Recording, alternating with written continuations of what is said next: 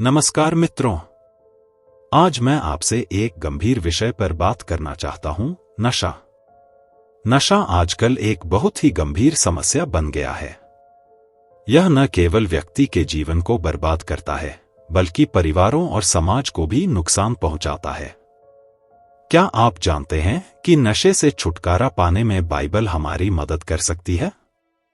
आज मैं आपको बाइबल के 3 ऐसे वचनों के बारे में बताऊंगा जो आपको नशे से मुक्त होने और एक नया जीवन शुरू करने में प्रेरित कर सकते हैं।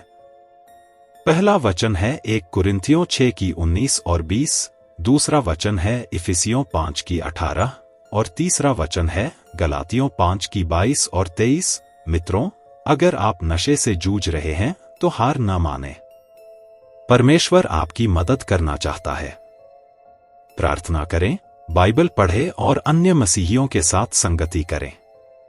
आप निश्चित रूप से नशे से मुक्त हो सकते हैं और एक नया, खुशहाल जीवन जी सकते हैं। मुझे उम्मीद है कि यह जानकारी आपके लिए उपयोगी होगी। यदि आपके कोई प्रश्न हैं, तो कृपया मुझे कमेंट में बताएं। तो पहला वचन 1 कुरिन्थियों 6 की 19 और 20। क्या तुम नहीं जानते कि तुम्हारा शरीर पवित्र आत्मा का मंदिर है, जो तुम में बसा हुआ है, जो तुम्हें परमेश्वर से मिला है? और तुम अपने नहीं हो, क्योंकि तुम मोल लेकर खरीदे गए हो, इसलिए अपने शरीरों का आदर करो। अर्थात कल्पना कीजिए, आपका शरीर एक सुंदर मंदिर है। यह मंदिर सिर्फ किसी भी मंदिर की तरह नहीं है, बल्कि यह परमेश्वर का पवित्र निवास स्थान है। यह मंदिर आपको परमेश्वर से मिला है। इसका मतलब है कि यह आपका अपना नहीं है, बल्कि यह परमेश्वर की अनमोल संपत्ति है। आपको मोल लेकर खरीदा गया है। परमेश्वर ने आपके पापों के लिए अपने बेटे यीशु मसीह की बलिदान देकर आपको छुड़ाया है। इसलिए इस मंदिर का सम्मान करना आपका कर्तव्य है। आप इस मंदिर का सम्मान कैसे कर सकते हैं? नशे से दूर रहें। शराब, ड्रग्स और अन्य नशीली चीजें आपके शरीर को दूषित करती हैं और आपके मन को भ्रमित करती हैं। शुद्ध भोजन खाएं। अपने शरीर को स्वस्थ और ऊर्जावान बनाए रखने के लिए पौष्टिक भोजन चुनें। नियमित व्यायाम करें। अपने शरीर को मजबूत और स्वस्थ रखने के लिए व्यायाम करना महत्वपूर्ण है। पर्याप्त नींद लें। अपने शरीर को आराम करने और रिचार्ज करने के लिए पर्याप्त नींद लें। शुद्ध विचार रखें। अपने मन को नकारात्मक विचारों और भावनाओं से दूर रखें।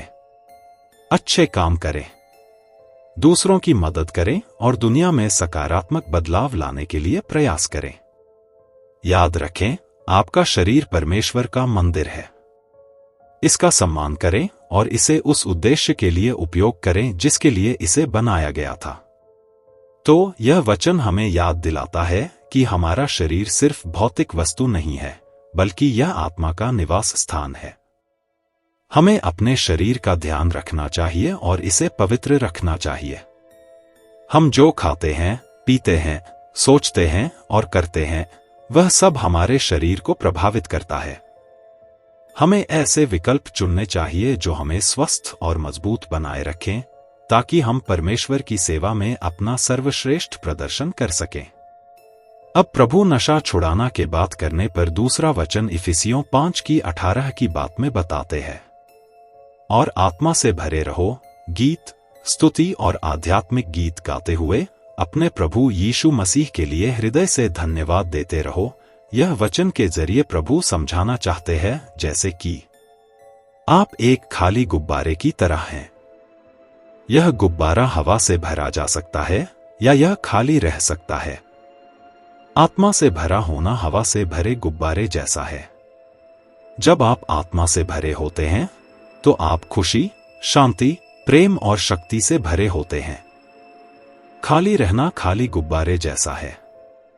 जब आप आत्मा से भरे नहीं होते हैं, तो आप खाली, उदास, चिंतित और कमजोर महसूस करते हैं। यह वचन हमें सिखाता है कि हमें आत्मा से भरा रहना चाहिए। हम आत्मा से कैसे भरे जा सकते हैं? परमेश्वर से प्रार्थना करें। प्रार्थना के माध्यम से हम परमेश्वर से जुड़ते हैं और उसका आशीर्वाद और शक्ति प्राप्त करते हैं। बाइबल पढ़े। बाइबल परमेश्वर का वचन है और यह हमें आत्मा से भरने के लिए ज्ञान और मार्गदर्शन प्रदान करता है। अन्य मसीहियों के साथ संगति करें।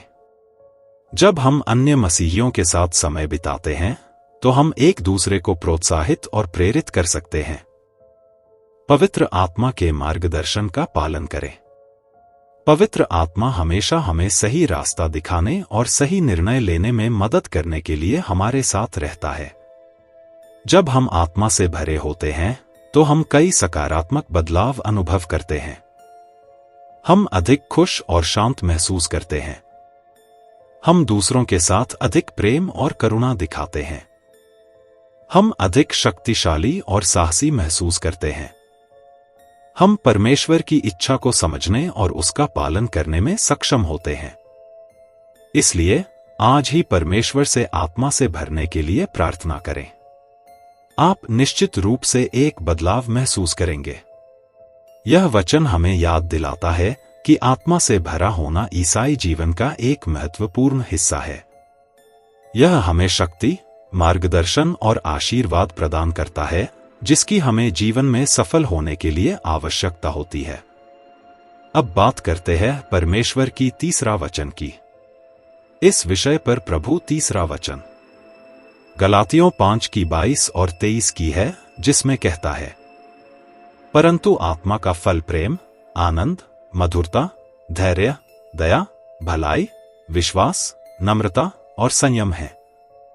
ऐसे कामों के विरुद्ध कोई व्यवस्था नहीं है। अर्थात कल्पना कीजिए, आप एक फल का पेड़ हैं। यह पेड़ विभिन्न प्रकार के फल पैदा कर सकता है, अच्छे और बुरे दोनों। आत्मा का फल अच्छे फल जैसा है। जब आप आत्मा से भरे होते हैं तो आप प्रेम, आनंद, मधुरता, धैर्य, दया, भलाई, विश्वास, नम्रता और संयम जैसे अच्छे गुणों का प्रदर्शन करते हैं। पाप का फल बुरे फल जैसा है। जब आप पाप के अधीन होते हैं तो आप क्रोध, ईर्ष्या, विवाद, झगड़े और विभाजन जैसे बुरे गुणों का प्रदर्शन करते हैं। यह वचन हमें सिखाता है कि हमें आत्मा का फल पैदा करना चाहिए। हम आत्मा का फल कैसे पैदा कर सकते हैं? परमेश्वर से प्रार्थना करें। प्रार्थना के माध्यम से हम परमेश्वर से उसके फल पैदा करने के लिए शक्ति और मार्गदर्शन प्राप्त करते हैं। बाइबल पढ़े। बाइबल हमें सिखाती है कि आत्मा का फल क्या है और हम इसे कैसे पैदा कर सकते हैं। अन्य मसीहियों के साथ संगति करें। जब हम अन्य मसीहियों के साथ समय बिताते हैं तो हम उनसे प्रेरणा और प्रोत्साहन प्राप्त कर सकते हैं।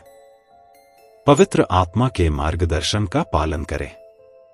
पवित्र आत्मा हमें सही रास्ता दिखाने और सही निर्णय लेने में मदद करने के लिए हमारे साथ रहता है।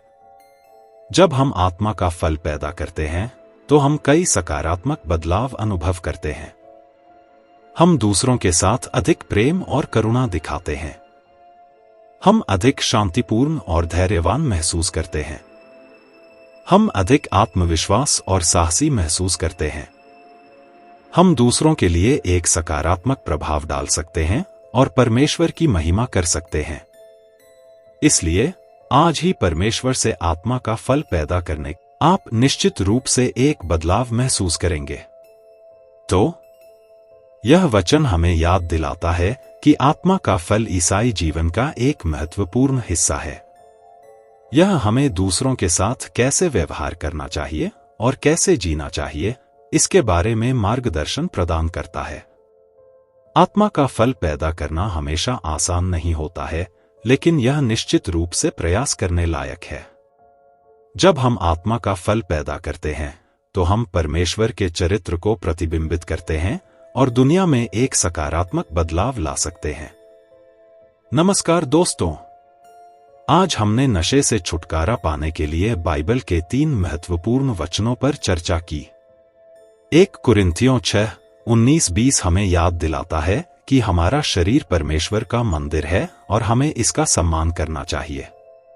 इफिसियों 5:18 हमें सिखाता है कि हमें आत्मा से भरा रहना चाहिए, जो हमें खुशी, शांति और प्रेम प्रदान करता है।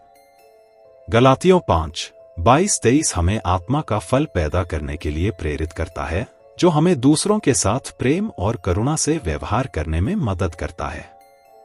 नशा सिर्फ एक उदाहरण था।